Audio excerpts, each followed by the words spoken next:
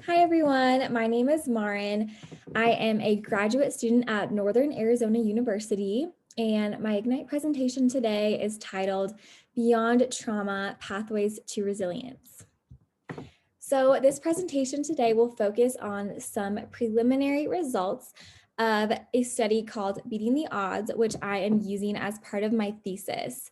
This is a qualitative study where I am interviewing students at NAU. So it is already very well known that childhood adversity is a prominent issue in communities around the world, and it is associated with many negative lifelong outcomes.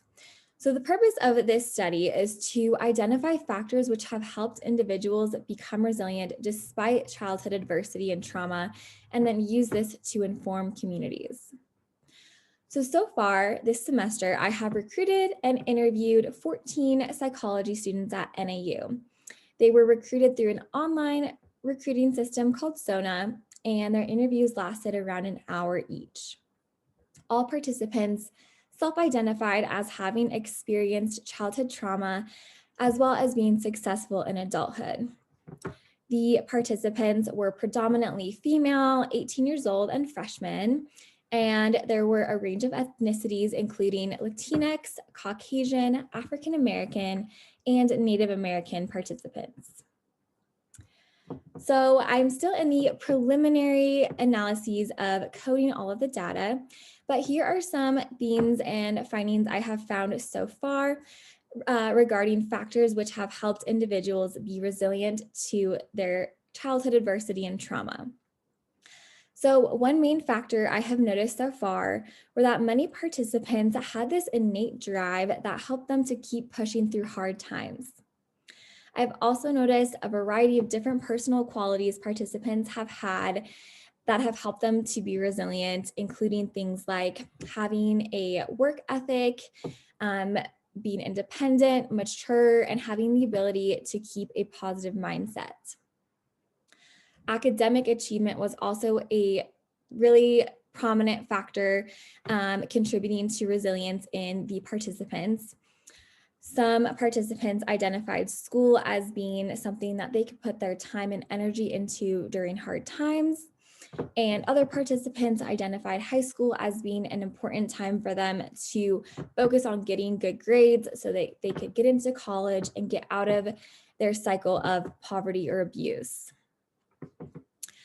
Another theme relating to resilience is having a support system or some sort of positive influence from at least one family member or close friend.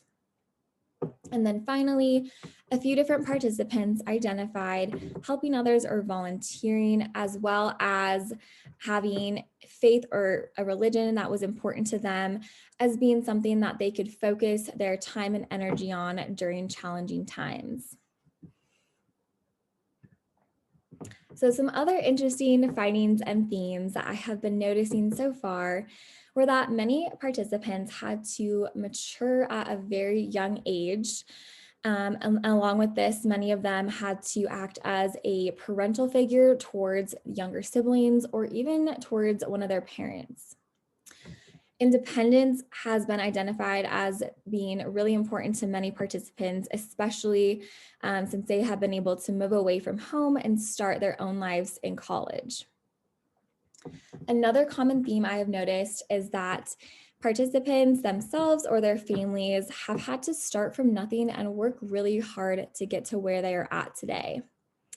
I've also noticed that some participants, especially the Latinx participants, have had parents that have pushed them to go on to have better lives than they did. And finally, for everyone I've noticed or everyone I've interviewed so far, they have all identified as having at least one person or one activity that was important to them as a child. And this person was someone that they could lean on during hard times, or the activity was something that they could focus their time and energy on during challenging times as well. This was a very prominent, important factor that contributed to their resilience.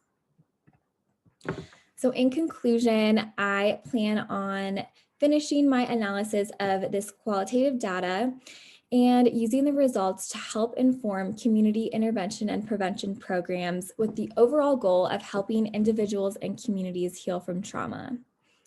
Since I am still in the preliminary analyses of the data and it is still in the works, I'm open to any constructive criticism or feedback that you might have for me.